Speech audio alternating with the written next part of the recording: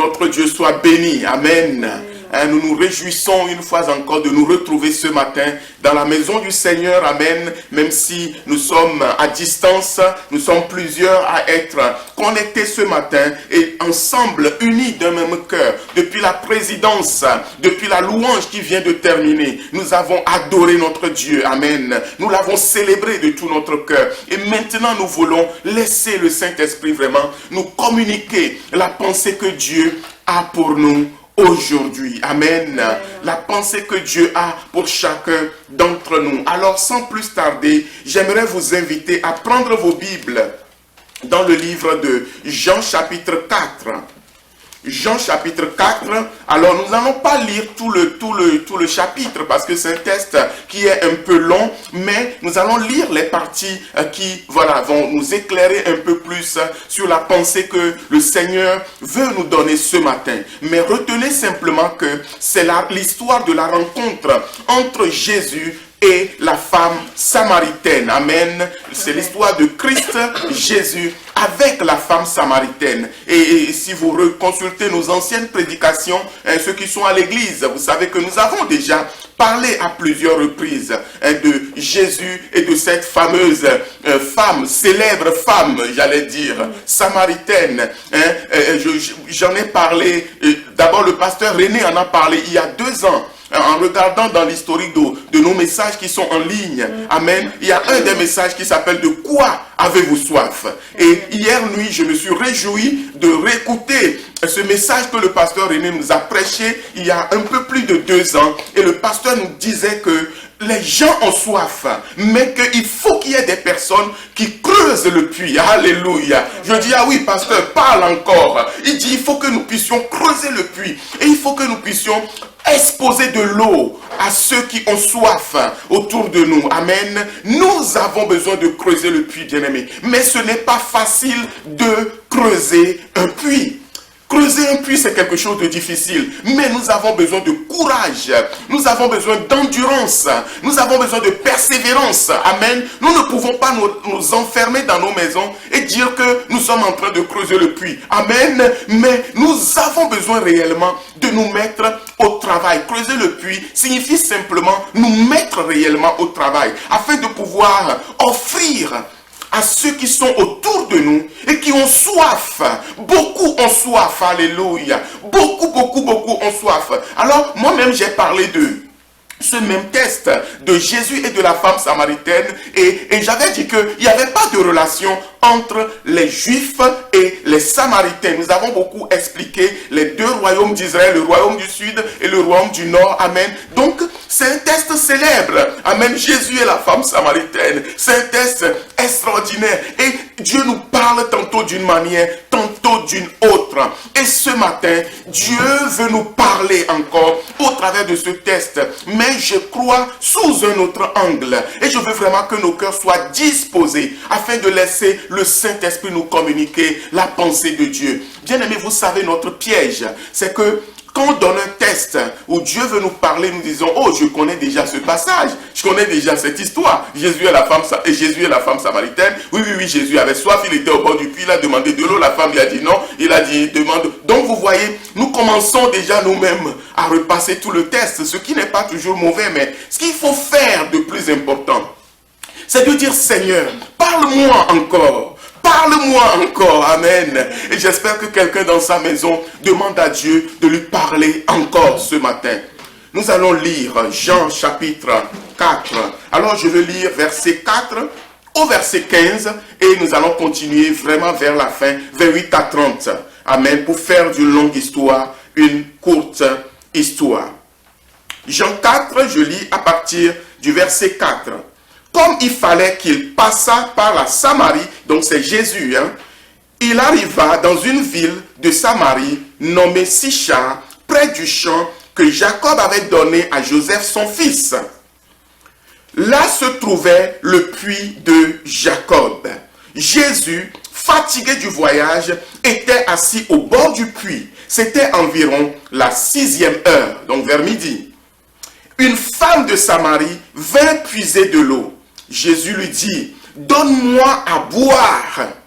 Car ses disciples étaient allés à la ville pour acheter des vivres. la femme samaritaine lui dit, comment toi qui es juif, me demandes-tu à boire à moi qui suis une femme samaritaine? Les Juifs, en effet, n'ont pas de relation avec les Samaritains. Verset 10. Jésus lui répondit, si tu connaissais le don de Dieu et qui est celui qui te dit, donne-moi à boire, tu lui aurais toi-même demandé à boire et il t'aurait donné de l'eau vive. Amen. Seigneur, verset 11, lui dit la femme, tu n'as rien pour puiser. Le puits est profond. D'où aurais-tu donc cette eau vive?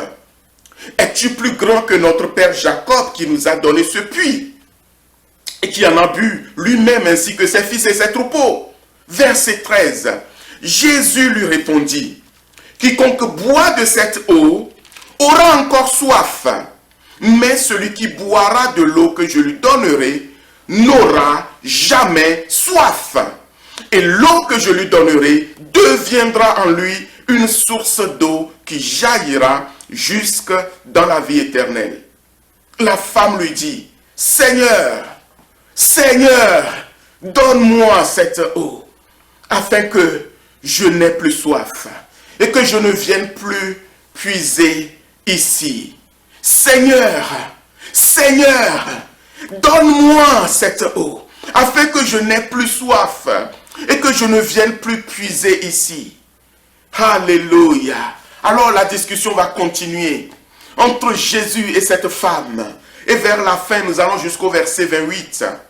La Bible dit, alors que Jésus a communiqué cette eau vive à cette femme, la Bible dit alors, verset 28, la femme, ayant laissé sa cruche, s'en alla dans la ville et dit aux gens, venez voir un homme qui m'a dit tout ce que j'ai fait.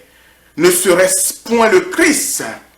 Alors ils sortirent de la ville et ils vinrent vers lui. Amen. Alléluia. Quel est cet homme? C'est Jésus. Alléluia. Quel est cet homme? C'est Jésus. Alléluia. Oh, quel est cet homme? C'est Jésus. Alléluia. Quel est cet homme? C'est Jésus. Alléluia. Il guérit les malades. Alléluia. Il ressuscite les morts. Alléluia. La puissance de Dieu est là ce matin. Oh, il change les circonstances. Alléluia. Oh, il change les circonstances. Alléluia.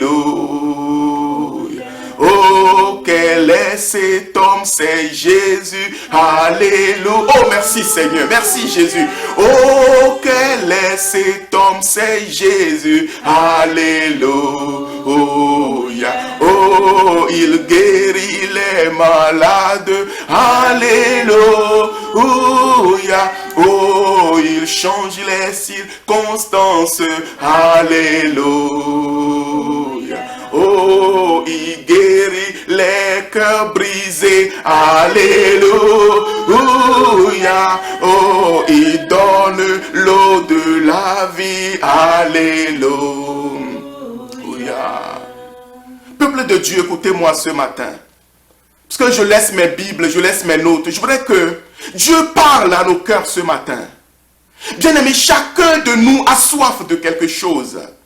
Nous sommes aujourd'hui dans un monde où les gens ont soif. Riches ou pauvres, tout le monde a soif de quelque chose. Cette femme samaritaine aussi avait soif de quelque chose. Quand on parle de sa vie affective, c'est un chaos.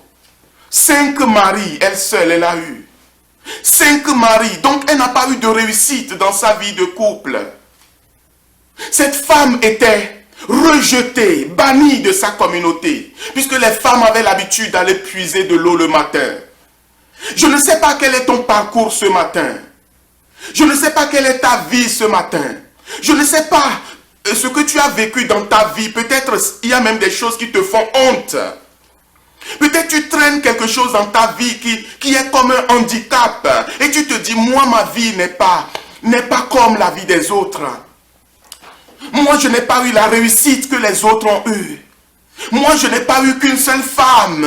Moi, je n'ai pas eu qu'un seul mari. Moi, je n'ai pas eu d'enfant. Moi, je ne suis pas très grand. Pourquoi j'aurais voulu avoir 1,80 m. Moi, je n'ai pas la bonne couleur. J'aurais voulu avoir telle couleur. Vous savez, j'aurais voulu avoir telle couleur de peau. Vous avez différents types de complexes. J'aurais voulu avoir tel niveau d'études. Malheureusement, je n'ai pas fait des études. Si j'avais des diplômes seulement. Oh, moi, je ne suis pas français pour ceux qui sont en France, qui nous suivent. Si seulement j'avais la nationalité française. Je ne sais pas quelle est ta soif. Mais je suis venu ce matin de la part de Jésus. Et je veux dire à quelqu'un, riche ou pauvre, bien-aimé, nous avons tous soif de quelque chose. Je veux te dire que même ceux qui sont très grands, plus de 2 mètres, eux aussi, ils ont soif de quelque chose. Même ceux qui sont très riches, eux aussi, ils ont soif de quelque chose. Même ceux qui ont des villas à Paris, à New York, en Afrique du Sud. Et là-bas, en Afrique du Sud, là-bas, il y a des pays là-bas. Vous avez la Mozambique, vous avez... En tout cas, il y a plein de pays là-bas où c'est vraiment des Eldorado, où les très riches, ils achètent des villas là-bas et ils vont là-bas, ils prennent leur jet privé, peuvent aller là-bas seulement pendant une semaine, coupés de tout le monde pour se ressourcer, se reposer avant de revenir dans le bruit de l'Occident. Donc, ils ont des villas partout, ils ont des millions et des millions et des millions, ils ont des voitures, les voitures les plus riches, les plus chères. Avec mes enfants, hier, on regardait une émission sur le diamant à Bruxelles, à Bruxelles, à Anvers plutôt, où on dit que c'est la capitale du diamant, où les gens sont là, les yeux sont en train de pétiller devant des petits bouts de pierres précieuses qui peuvent coûter 200 000 euros, 300 000 euros, qui dit mieux. Mais, bien aimé, il y a toujours un vide dans les cœurs. Chacun de nous avons soif de quelque chose. Chacun de nous avons soif de quelque chose. C'est pourquoi ce chant que nous venons de chanter, bien aimé, introduit bien la pensée que le Seigneur nous donne ce matin. Ce chant dit, j'ai soif de ta présence.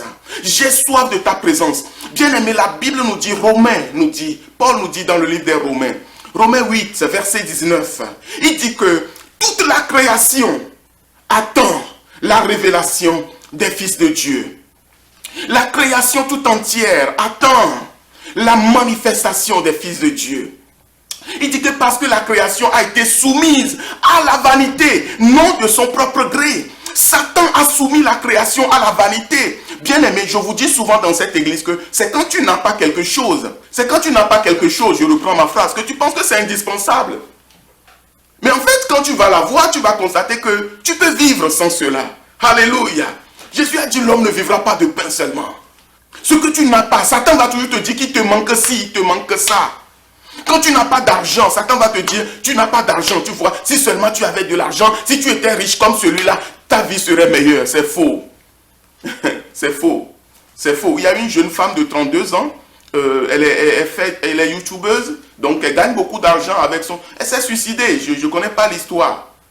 Mais elle venait de se suicider. Ce que je veux dire, c'est que dans le monde artistique, dans le monde du cinéma, vous ne voyez pas tout ce qui se passe.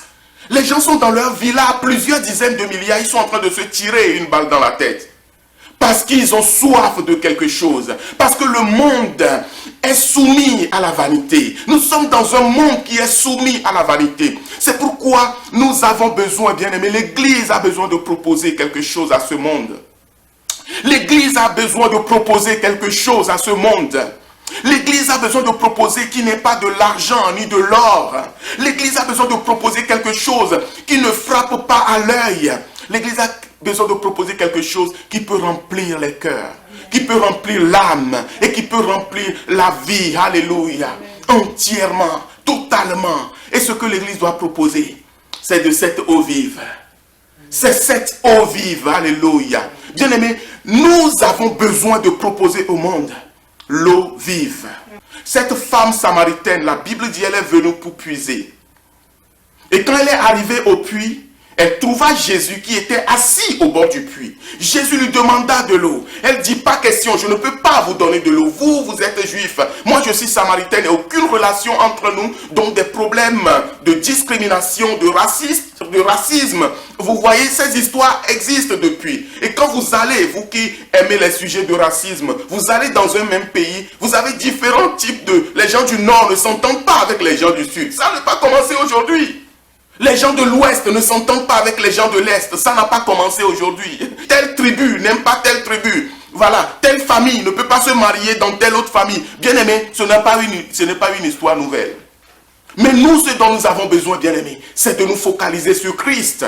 La femme dit, aucune relation entre vous et nous. Jésus lui dit, c'est pas grave, madame. C'est pas grave, moi j'ai soif, donnez-moi de l'eau à boire. Et la discussion est partie. La femme a refusé, elle ne voulait pas donner. Et Jésus lui dit, mais si tu savais celui même qui te demande de l'eau à boire, ce serait à toi de lui demander de l'eau. Bien-aimés, nous devons savoir celui que nous avons en nous. Nous devons savoir celui que nous avons dans nos vies. J'insiste là-dessus, peuple de Dieu. Reconnaissons que celui que nous avons en nous, il est grand.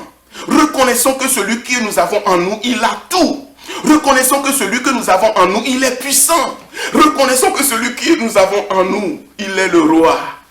Jésus lui dit, mais madame, attention. Attention, madame, alléluia. Attention. En fait, moi qui suis devant toi, si tu savais qui j'étais, c'était plutôt à toi de me demander de l'eau. C'était plutôt à toi de me demander de l'eau. Bien-aimé, Jésus veut que nous, les enfants de Dieu, nous soyons tellement remplis, retenez bien cette phrase, nous soyons tellement remplis afin que ce soit le monde qui vienne nous demander conseil, que ce soit le monde qui vienne nous demander de l'eau, que ce soit le monde qui vienne chercher l'eau vive, la paix, la joie, alléluia, la paix, la joie, le réconfort, la tranquillité. Le monde attend la révélation des enfants de Dieu. Et vers la fin de ce message, j'aimerais que tu puisses dire, Seigneur, j'ai soif de cette eau. Parce que la femme samaritaine, quand Jésus lui a dit, si tu savais qui est devant toi, ce serait plutôt à toi de lui demander de l'eau. Au début, elle a commencé par faire la maline.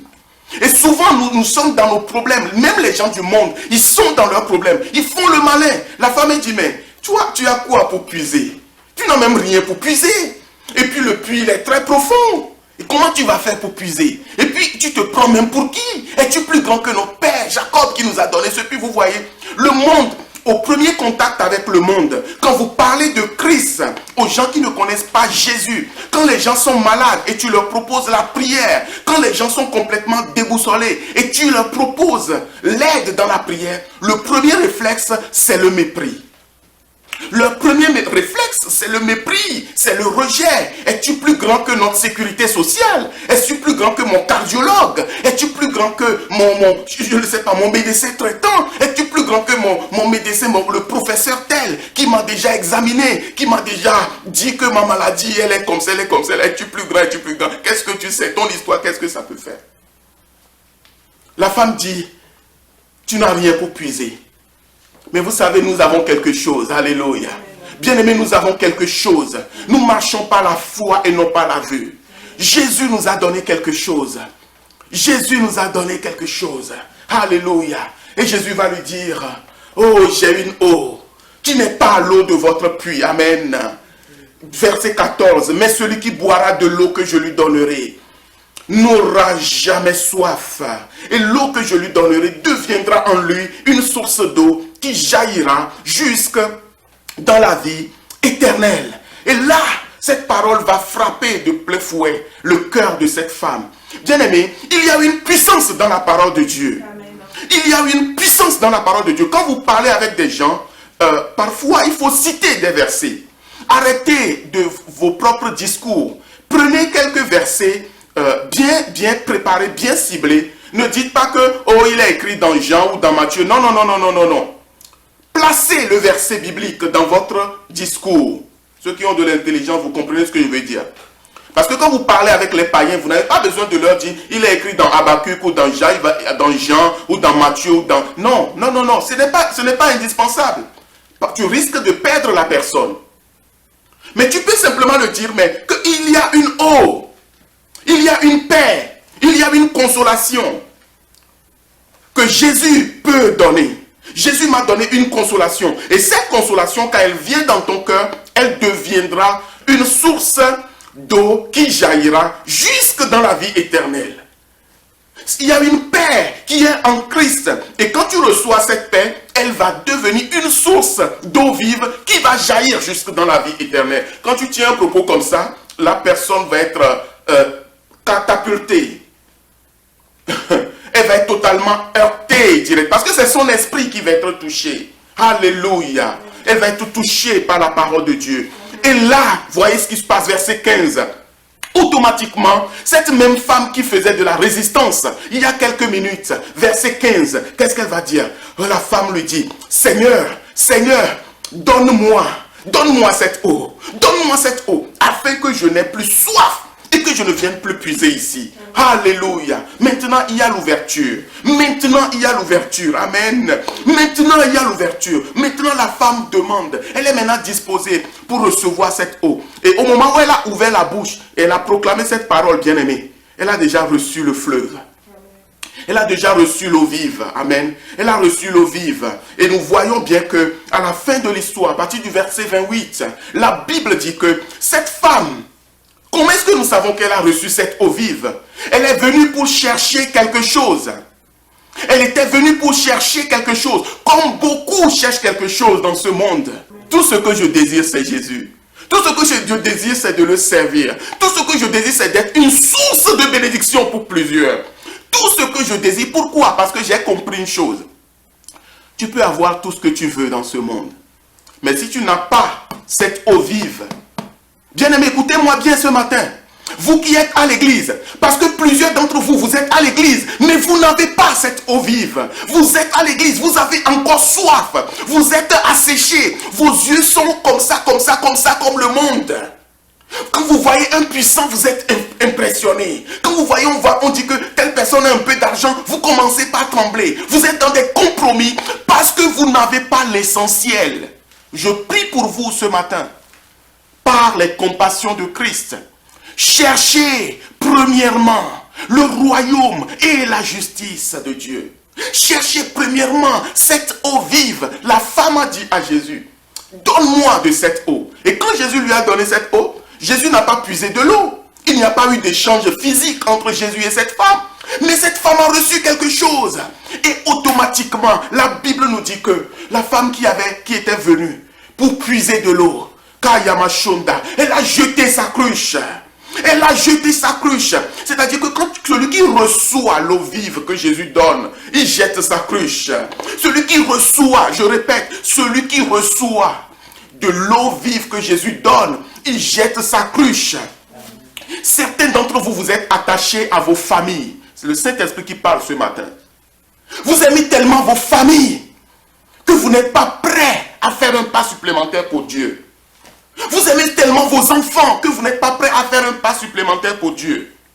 Certains aiment tellement leur travail au point qu'ils ne sont pas prêts à mettre un pied devant l'autre pour Dieu. Certains aiment leur fierté parce que les gens vont se moquer de moi. Donc, au point qu'ils ne sont pas prêts à mettre un pied devant l'autre pour Dieu.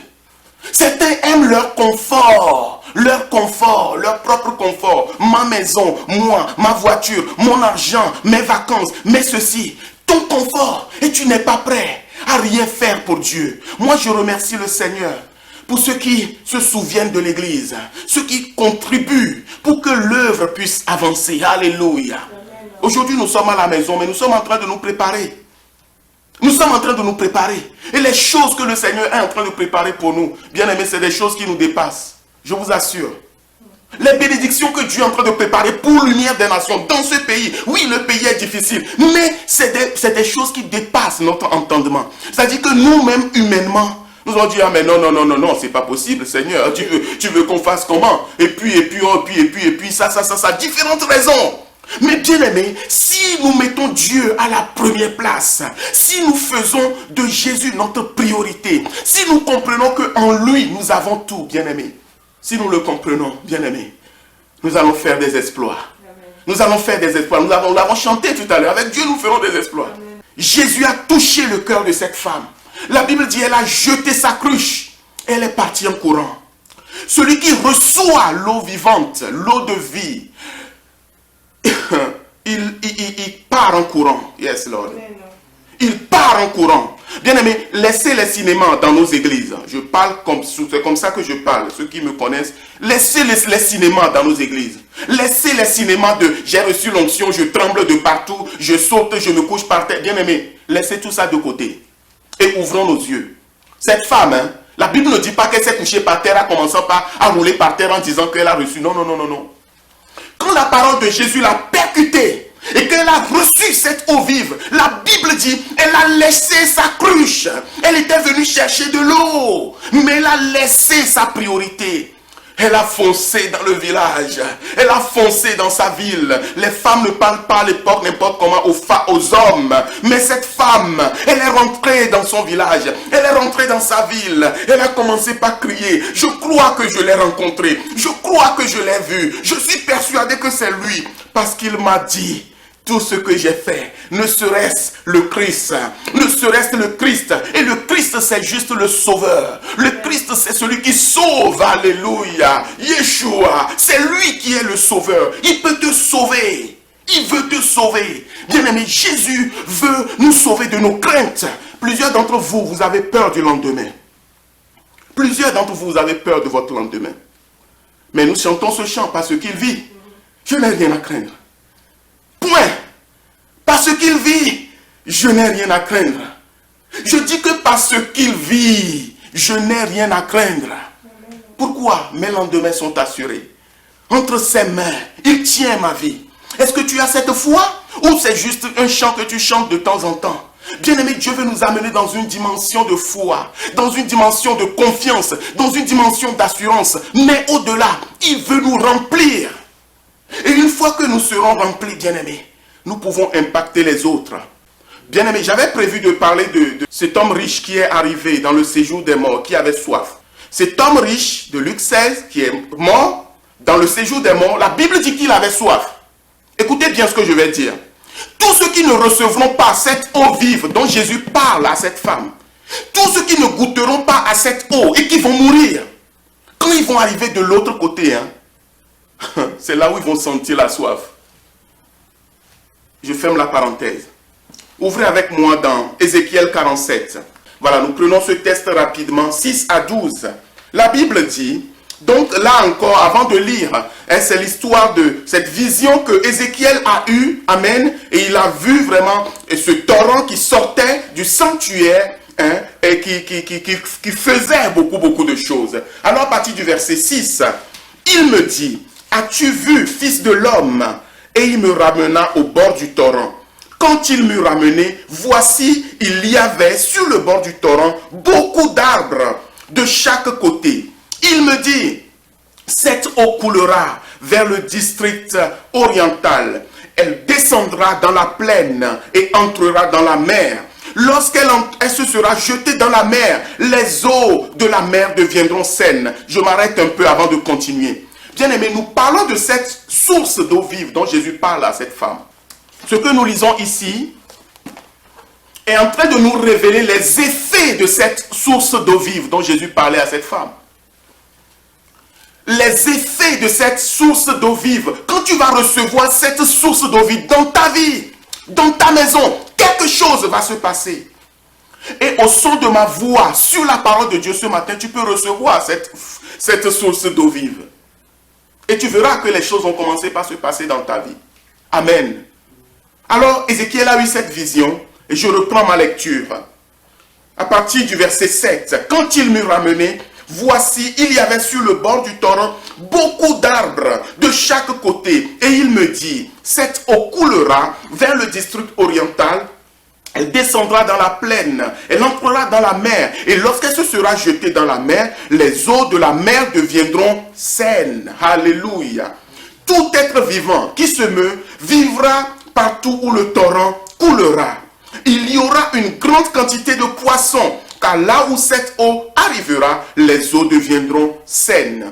Et tout vivra partout où parviendra le torrent.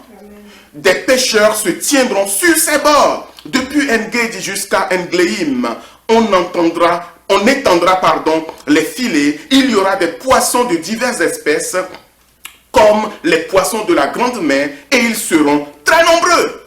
Ces marais et ces fosses ne seront point assainis.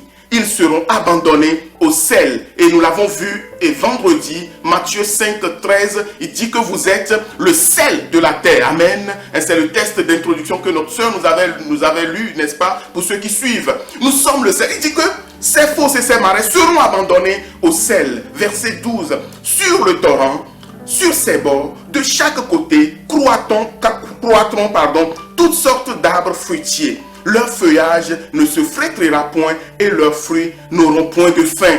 Ils mûriront tous les mois. C'est-à-dire que ce fleuve va faire que tu vas porter tellement de fruits.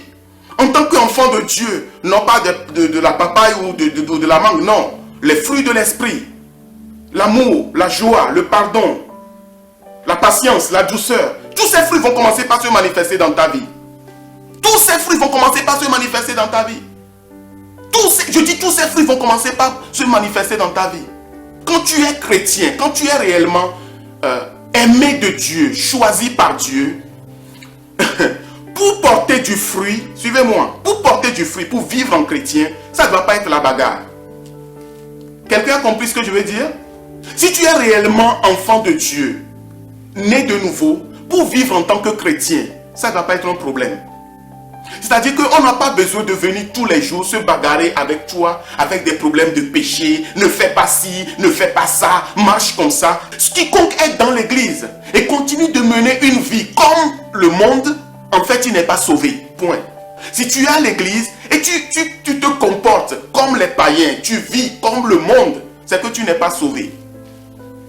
C'est pour dire que, bien aimé, les fruits, bien aimé, parce qu'un arbre ne se force pas pour porter du fruit. Chaque arbre est reconnu par ses fruits. N'est-ce pas? Vous êtes d'accord avec moi? Chaque arbre est reconnu par ses fruits. Est-ce que vous pensez que les arbres se lèvent tous les matins pour prier? Un manguier va se lever pour prier. Oh, je vais porter de la mangue. Je ne vais pas porter de papaye. S'il te plaît, je ne vais pas porter de papaye. Non. Il est un manguier. Naturellement, il va porter de la mangue comme fruit.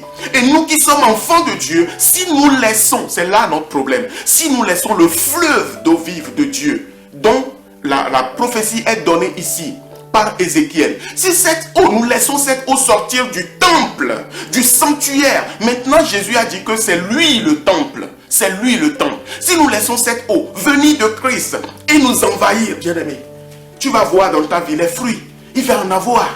Je dis les fruits, il va en avoir. Tu vas porter du fruit. Tu vas porter du fruit. J'ai de quelques amens autour de moi ici. Gloire à Dieu. J'espère que dans ta maison aussi tu dis amen. Je suis en train de vous donner les clés du christianisme. Tout le reste, bien aimé, c'est du blablabla. Jésus donne l'eau vive. Et quand tu reçois cette eau vive, tu commences par porter du fruit. Tu commences par laisser la cruche. Tu commences par marcher. Non pas tu ne peux plus marcher en ennemi de la croix. Mais tu vas marcher comme un enfant véritable de Dieu. Alléluia. Nous avons fini, bien-aimés. Nous avons fini. Tu vas prier ce matin. Tu vas dire, Seigneur, je désire cette eau vive. Je désire cette eau vive. Cette eau vive amène la guérison. Cette eau vive amène la guérison. Alléluia. Elle amène la guérison. La même effet, il dit que quand ça va se jeter dans la mer qui était polluée, il dit les eaux vont devenir saines. Il dit où que ça arrive, les êtres vivants vont vivre. Il dit il va y avoir beaucoup de poissons, c'est-à-dire les âmes, les gens vont être touchés. Le salut va se répandre si nous-mêmes nous avons cette eau vive. Et il continue, il dit il va y avoir des pêcheurs qui vont se tenir au bord du fleuve de toutes parts et ils vont ramasser des poissons. Bien aimés, les âmes sont là. Notre problème c'est que nous n'avons pas laissé Jésus nous remplir de cette eau vive. Et ma prière pour toi ce matin, toi qui es là, toi qui écoutes ce message, tu vas dire Seigneur, donne-moi de cette eau. Tu vas parler comme cette femme samaritaine. Donne-moi de cette eau afin que je ne vienne plus puiser ici. Et il y a beaucoup autour de nous qui ont aussi besoin de goûter à cette eau, bien-aimés. Ils ont besoin de goûter à cette eau. Et une fois qu'ils vont y goûter, bien-aimés, ils auront eux aussi la vie en eux. Et ils ne vont pas arriver dans le séjour des morts assoiffés. Ils ne vont pas arriver de l'autre côté et constater qu'ils ont loupé l'essentiel. Amen. Que Dieu vous bénisse ce matin au nom de Jésus.